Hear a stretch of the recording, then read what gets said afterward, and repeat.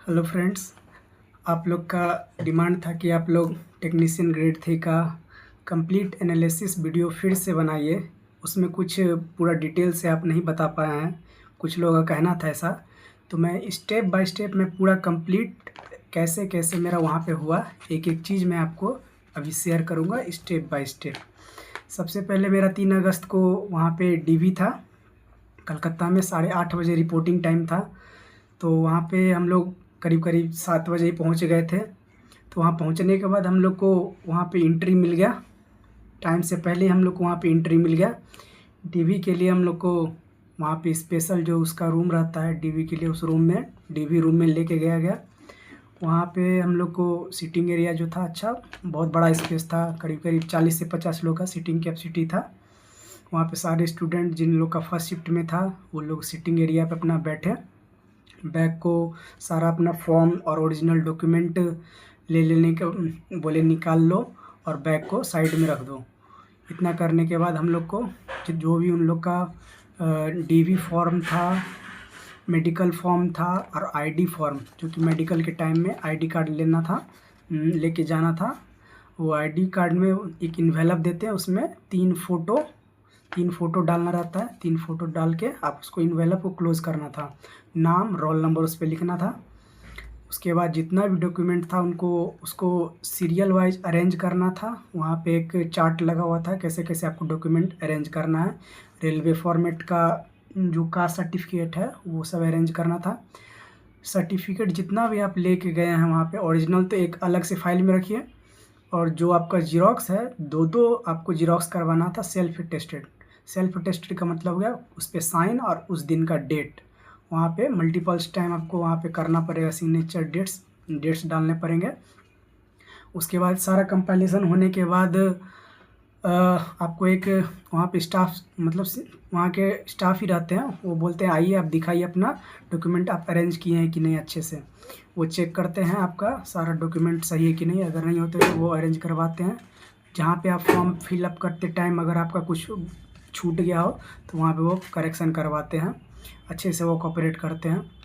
आपका अगर form xerox जितना भी डॉक्यूमेंट है आप अच्छे से कंपाइल कर लिए हैं, उसके बाद आपको नेक्स्ट बायोमेट्रिक्स के लिए भेजा जाएगा। बायोमेट्रिक्स आपका होगा, उसके बाद आपका अटेंडेंस बनेगा। अटेंडेंस आपका होने के बाद वहाँ पे सिग्नेचर करना होगा 2 जगह और लेफ्ट थंब इम्प्रेशन लगाना होगा वहाँ पे जब आपका अटेंडेंस हो जाएगा वो कहेंगे आप अपना सारा बैग लेके डीवी रूम जो होता है स्पेशल जहाँ ऑफिसर बैठते हैं वहाँ पे भेजेंगे। ये बैंड आपको देंगे eight the time of biometrics. ये बैंड आपको हाथ में पहनाएंगे, बोलेंगे आप जाके ऑफिसर रूम में जहाँ पे डीवी होगा पर्सनली सिंगल वहाँ पे जाके अटेंड करना है। तो वहाँ पे करीब करीब मेरा 20 से 25 मिनट डीवी हुआ, जिसमें कि जो ऑफिसर थे हर एक वर्ड लेटर 10th के 12th के मार्कशीट को मेरा पीसीएम से था, एसएनटी के लिए मैंने अप्लाई किया था। मेरा मार्क्स 91.15 था, मेरा 0.1 के लिए छूट रहा था, इसलिए मेरा सेकेंड डीवी में हुआ। वो हर एक चीज़ को अच्छे से मिला है। At the time of form filling जो आपका कास्ट सर्टिफिकेट है वो और जो न्यू, दोनों आपको मस्ट है ले जाना, दोनों आपको वहाँ पे ले जाना है। और वहाँ पे आपको आइडेंटिफिकेशन मार्क वो जो ऑफिसर है वहीं पे वो आपको फॉर्म में भरवाएंगे। वहाँ पे आपको 20 और 21 नंबर का जो फॉर्म फिलअप था डीवी फॉर्म, उसमें आपको नहीं भरना था, वो जो सामने में ऑफिसर है वो भरवाएंगे। डीवी ऑफिसर वो सारा करवाएंगे, आपको पूछेंगे आपका कहाँ से, ये मतलब जितना भी आपका डिटेल है डॉक्यूमेंट में वो सारा आपको मतलब पूछेंगे। मेरा 20 से 25 मिनट हुआ, वो पूछे मतलब कि आपका 10th कहाँ से, 12th कहाँ से है, आप कब एग्ज़ाम दिए थे, मतलब फिर वहाँ पे चेक किया गया, आइडेंटिफिकेशन मार्क्स चेक किया गया, अपलोड किया गया। फिर वहाँ पे भी बायोमेट्रिक्स हुआ। फिर वो जब कंप्लीट हो गया, अच्छे से वो कोऑपरेट करते हैं। जब कंप्लीट हो गया मेरा डॉक्यूमेंट तो फिर वो मुझे बोलते हैं आप जाके बाहर वेट कीजिए। जब मैं बाहर वेट किया, और हाँ, जब डॉक्यूमेंट वेरिफिकेशन हो रहा था, कास्ट सर्टिफिकेट बहुत अच्छे से वो चेक करते हैं। ओबीसी वालों का वो कास्ट फॉर्मेट वाला और एनसीएल जो होता है उनका अच्छे से, जो पुराना वाला है फॉर्म फिलिंग के टाइम में वो भी, और जो न्यू है वो न्यू वाला भी मस्ट है और ओल्ड वाला भी, दोनों लेके जाना है। और ओबीसी का 1 साल से पुराना सर्टिफिकेट नहीं होना चाहिए। नहीं तो फिर वो बोलेंगे आपको ब्लॉक डेट में बुलाएंगे कि आप ब्लॉक डेट में आके अपना फिर से डीवी करवाइए। फिर करीब करीब 1 घंटे तक और सभी स्टूडेंट का भी चला। उसके बाद एक वहाँ से स्टाफ आते हैं, वो आप मतलब हम लोग को मेडिकल के लिए एक में कैश मतलब कैश मेमो के लिए कैश मेमो 24 रुपये का चालान होता है, वो जमा करना होता है। और मेडिकल के लिए कौन कौन सा हॉस्पिटल अलॉट किया है सभी स्टूडेंट को वो बता दिया जाता है।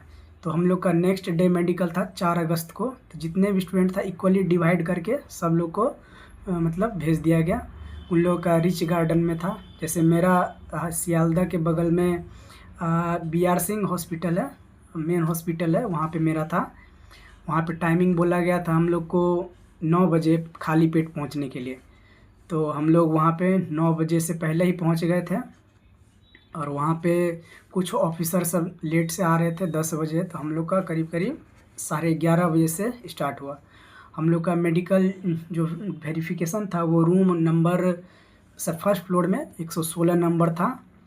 स्टाफ उसमें 3 से 4 स्टाफ थे।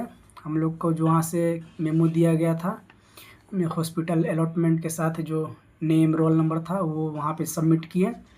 Left thumb impression, right thumb impression, signature वहाँ पे 2-3 जगह करवाया।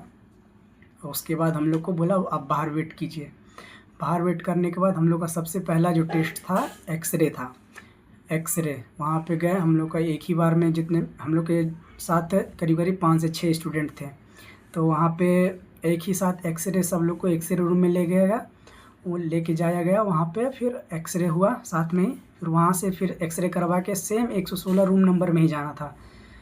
फिर वहाँ पे हम लोग कम्प्लीटली रेस्ट किए 5 मिनट 10 मिनट के लिए।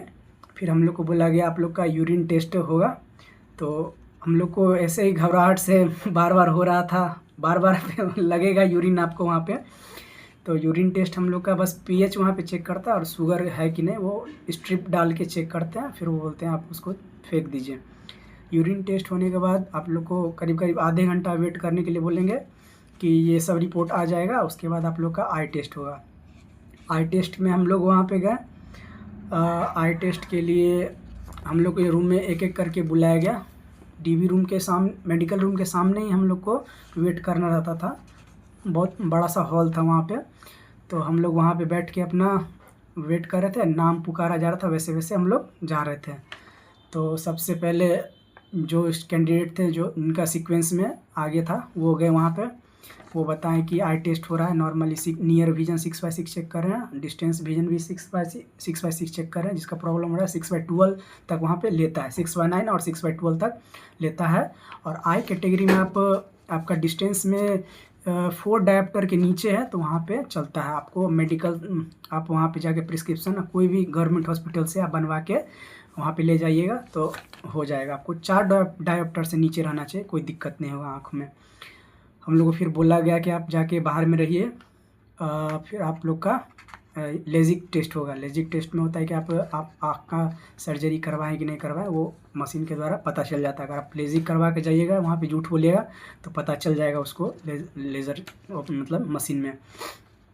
इसमें बहुत लोग स्टूडेंट पूछ रहे थे कि पाइल्स चेक होता है और ब्लड टेस्ट होता है, दांत चेक होता है कि नहीं होता है। ऐसा मेरे मतलब उस हॉस्पिटल में कुछ नहीं चेक हुआ था, ना ब्लड हुआ था न पाइल्स चेक हुआ था। अगर होता भी है तो वो नॉर्मली कर लेते हैं, जिसका एज कैटेगरी एज ज़्यादा क्रॉस कर जाता है 60 से ज़्यादा। कुछ हॉस्पिटल में सुनने में आया कि बीपी भी चेक कर रहे हैं और ब्लड टेस्ट कर रहे हैं जिनका एज 30 से ज़्यादा है। तो ये सब भी किसी की हॉस्पिटल पे डिपेंड करता है कि वहाँ पे लोग आपको कैसे सपोर्ट करते हैं। वैसे जनरली इसमें B1 कैटेगरी मेडिकल था, टेक्नीशियन ग्रेड 3 का, तो उतना परेशान होने की कोई ज़रूरत है नहीं। कुछ लोगों का क्वेश्चन और भी था कि क्या भैया इसमें ऐसे कास्ट का ये नहीं करवाए हैं, डेट प्रॉब्लम ये। तो आप फॉर्म भरते टाइम में कुछ भी हो, बस आप जो भरे हैं वो लेके आना है और जो न्यू लेटेस्ट में डालना, न्यू लेटेस्ट बनवाए हैं वो भी लेके जाना है।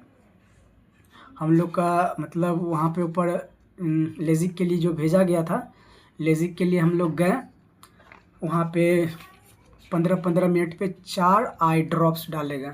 3 से 4 आई ड्रॉप्स दें, बोले कि आंख बंद करके रखने के लिए जब तक आप लोग का मतलब ये दवा वर्क नहीं करता है, वो आई का लेंस थोड़ा धुंधला होने लग, हम लोग को दिखने नहीं लगा था वो दवा डालने के बाद। और फिर हम लोग का बुलाया जाता है, 1 घंटे के बाद बुलाया जाता है। तो वहाँ पे जो डॉक्टर रहते हैं वो एक स्लिप रहता है सिग्नेचर वाला हम लोग का ही, वहाँ पे सिग्नेचर करवाते हैं, फिर वो चेक करते हैं, बोलते हैं कि आपका ठीक है। अगर आपका नहीं करवाएं सर्जरी तो कुछ नहीं बोलेंगे, आप बोलेंगे ठीक है आप जा सकते हैं। सेकेंड में एक मैडम थी, वो एक डिवाइस लगा के एक लेंस से चेक करती हैं कि लेंस अप डाउन, आँख को बोलेंगे अप डाउन लेफ़्ट राइट करके वो चेक करेंगे। फाइनली ये लास्ट चेक मतलब आई का टेस्ट था, तो वो बोलते हैं कि आप ठीक है नीचे जा सकते हैं। नीचे जाने के बाद वो जो हम लोग को इन्वेलप में आईडी कार्ड के लिए जो आईडी कार्ड दिया गया था, वो आईडी कार्ड रिटर्न करना होता है, सिग्नेचर मोहर करके बोलते हैं कि आप जा सकते हैं, आपका डीवी कंप्लीट हो गया, मेडिकल कंप्लीट हो गया है 3 और 4 दोनों को ये। और वो जो आईडी कार्ड था वो रिटर्न करवा लेते हैं, और ऐसा ज़्यादा कुछ कहते नहीं। जिनका प्रॉब्लम होता है, जैसे किसी की मतलब 1-2 का आँख में कुछ प्रॉब्लम था, जैसे कि उनका 6/12, तो चश्मा लगा रखे थे 6/12 वो कह रहे थे, लेकिन उनका कुछ प्रॉब्लम था, वो प्रिस्क्रिप्शन में लिखवाए थे, तो उनको नेक्स्ट डे के लिए बुलाया गया। जिनका दिक्कत है उनको नेक्स्ट डे के लिए रोक लिया जा रहा है, जिनका लेट हो जा रहा है उनको नेक्स्ट डे के लिए रोक दिया जा रहा है, और जिनका छूट भी जा रहा है तो उनके लिए ब्लॉक डेट 13 अगस्त को दिया गया है। आशा करता हूँ कि मैं सारा कंप्लीट इन्फॉर्मेशन इस वीडियो में आपको दे पाया हूँ। अगर कोई भी क्वेश्चन हो आप कमेंट के थ्रू आप पूछ सकते हैं। Thank you.